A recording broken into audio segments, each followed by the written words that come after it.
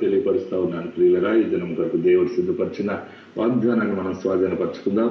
పరిశుద్ధ గ్రంథంలో నుండి పేతురు రాసిన 2వ పత్రిక 1వ అధ్యాయము 11వ వచనం ప్రభువు మనం దర్శిస్తా ఉన్నా. తొందరపడద్దు, మరలా చెప్తున్నాను. నోట్ చేసుకోండి, పెన్ తీసుకోండి, నోట్ బుక్ తీసుకోండి, బైబిల్ తెరవండి. పేతురు రాసిన 2వ పత్రిక 1వ అధ్యాయము 11వ వచనం. 2 Peter chapter 1 verse 11లో తావెళ్ళైన అండర్లైన్ చేసుకోండి. మన ప్రభువును రక్షకుడినైన యేసు క్రీస్తు యొక్క నిత్య రాజ్యములో ప్రవేశము మీకు సమృద్ధిగా అనుగ్రహింపబడును. నిత్య రాజ్యములో ప్రవేశము మీకు సమృద్ధిగా అనుగ్రహింపబడును. ఎంత మంచి వాగ్దానం. అన్ని వాగ్దానాల్లో ఒక రకంగా ఉంటాయి. ఈరోజు ఈ వాగ్దానం చాలా దీవెనగా ఉంటుంది. ఎందుకంటే బహుశా కూర్చుని ఆలోచిస్తూనే ఉన్నాయి, పరలోకం వెళ్తానా, నేను దేవుని రాజ్యం చేరుతానా, నా పిల్లలు దేవుని రాజ్యంలో వస్తారా, నేనే బాప్తీసం పొందాను, వాళ్ళు బాప్తీసం పొందలేదు, లేకపోతే వారు ఇంకా మారు మనసు పొందలేదు, నాకు కూడా భయంగానే ఉంది, నేను దేవుని రాజ్యం వెళ్తానా, వెళ్ళనా, దేవుని రాజ్యంలో నాకు స్థానం ఉందా, రక్షణ టికెట్ ఉంది కానీ నేను నిజంగా వెళ్తానా, పరలోకం వెళ్తానా, పరలోకం దాకా వెళ్తానా, పరలోకం యొక్క గుమ్మం దాకా వెళ్ళి ఆగిపోతానా, లేకపోతే నరకానికి వెళ్ళిపోతానేమో, నరకంలో కాలిపోతానేమో, నేను కాలిపోతుంటే మరి అక్కడ ఎవరు నన్ను రక్షిస్తారు? నీకు ఆత్మ సంబంధమైనటువంటి ఆలోచన చేసి నువ్వు టెన్షన్ అవుతున్నావేమో.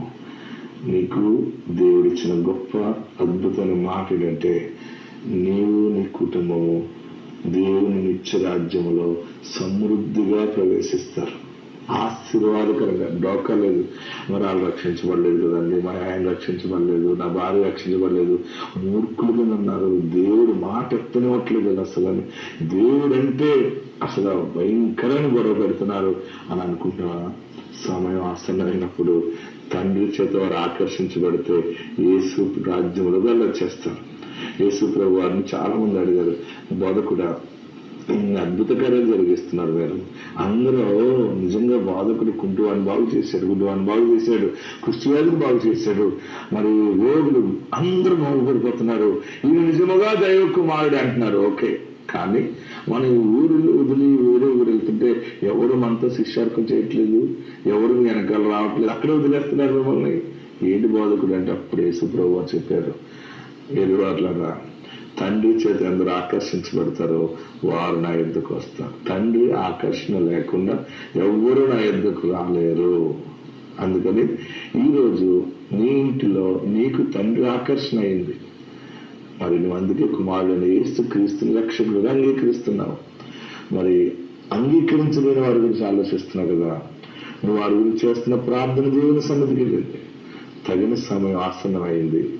నీ కుటుంబం అంతా, మీ వాళ్ళందరూ దేవుని రాజ్యంలో ప్రవేశిస్తారు. ఎంత గొప్ప మాట, ఎంత గొప్ప మాట చూడండి. ఇక్కడ పేతురు రాసిన 2వ పత్రిక 1వ అధ్యాయము 11వ వచనంలో మన ప్రభువును రక్షకుడు అయిన యేసు క్రీస్తు యొక్క నిత్య రాజ్యంలో, ఇటర్నల్ లైఫ్ అనమాట అది. మరి నిత్యత్వము, నిత్య జీవము, ఇటర్నిటీ, నిత్యత్వము, నిత్య రాజ్యములో ప్రవేశము మీకు సమృద్ధిగా అనుగ్రహింపబడను. మనం ఎన్ని సంపాదించి ఇక్కడ వదిలేయాలి. మహా ఎంజాయ్ చేస్తే 20 సంవత్సరాలు, ఒక 40 సంవత్సరాలు ఎంజాయ్ చేస్తూ ఉంటారు. ఇంకా చిన్న వయసు అయితే 60 చేస్తారు, 70. ఇంకంతకంటే అన్ని పట్లు వదిలేస్తాయి, అన్ని జాయింట్లు వదిలేస్తుంటాయి, ఇంకెన్ని తిన్నా కూడా లోపల సెట్ కావు. ఒకరోజు సుఖత పడిపోవాల్సి వస్తుంది. ఏ బీపీ డౌన్ అవటం, షుగర్ డౌన్ అవటం అయిపోయి మొత్తం ఆత్మ దాన్ని మనం బయటకు వెళ్ళిపోతుంది. వెళ్ళిపోయిన ఆత్మ నిత్యము నివసించే రాజ్యం ఒకటి ఉంది. ఆ రాజ్యం కొరకే ఇక్కడ మనం ఈ దేవుని నమ్మేది, ప్రాకులాడేదంతా కూడా నిత్యరాజ్యం వెళ్ళడానికి మానవుడు ఎంతో కష్టపడతాడు. కొందరు ఆవుని గోదానం ఇస్తుంటారు. ఎందుకంటే చనిపోయిన తర్వాత ఆవుని గోదానం ఇస్తే ఆ ఆవు తోక కట్టుకుని పరలోక రాజ్యం వెళ్తామని ఒక సిద్ధాంతాన్ని బట్టి. కొందరు కింద రావి చెట్టుకి వేరే చెట్టుకి పెళ్లి చేస్తారు. తాటి చెట్టు రావి చెట్టు కలిసి ఉంటే వాటికి పెళ్లి చేసి అందరికీ భోజనాలు పెడతారు. మా పిల్లలు అలా చేశారు కాబట్టి చెప్తున్నాను నేను. మా చింతాత గారు చాలా ల్యాండ్ ఆస్తున్నవాడు. కొడుకులు ఉన్నారు కానీ ఆయనకి కొడుకులు నేను చనిపోయిన వాళ్ళు ఈ కొట్టుకు చెప్తారు మీ ఆస్తుల కోసం, నాకు నిత్య రాజ్యంలోకి వెళ్ళడానికి వీళ్ళు అడ్డొస్తారేమో, ఊరంతా భోజనాలు పిలిచారు, మమ్మల్ని కూడా పిలిచేసారు భోజనానికి.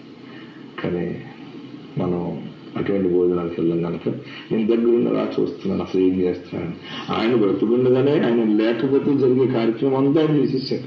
దేనికోసం అంటే నిత్య రాజ్యం వెళ్ళాలి. ఆ మొత్తం అక్షంతులు కూడా అందరూ వేసేసి, చాలా మంది జ్ఞానం లేని వాళ్ళు అక్షంతులు వేసేసి భోజనాలు చేసేసి మూర్తి వేసుకుని పోయారు. అందరూ ఊళ్ళు గారు అన్నీ అయిపోయిన తర్వాత కూడా కొంతకాలం బ్రతికారు ఆయన. ప్రియులరా, మనం భోజనం పెట్టడం ధర్మం తీసుకెళ్తుందంటే ఏది చేసినా బైబిల్ ఏం చెప్తుంటే యేసు రక్తంలో కడగబడిన వాడు వెళ్తాడు. యేసు దేవుడిని ఒప్పుకుంటే రక్షించబడతామని దేవుని వాక్యం సెలవిస్తాం. మరి నీవు ఇన్ని రకాల సందిగ్ధమైన నీకు అసలు మరి నాకు నేను చనిపోతే తలగొరుగు పెట్టేవాడు ఉన్నాడా, పెడతారా? ఇవన్నీ చివరి కదా, కొత్తలు మంచి పెట్టారు కదా, మనం ఇవన్నీ ఎవరు చేస్తాం? ఇవన్నీ చేయకపోతే నేను వెళ్ళను కదా అనుకుంటున్నామేమో. ఆల్రెడీ నీకు లైన్ క్లియర్ అయింది.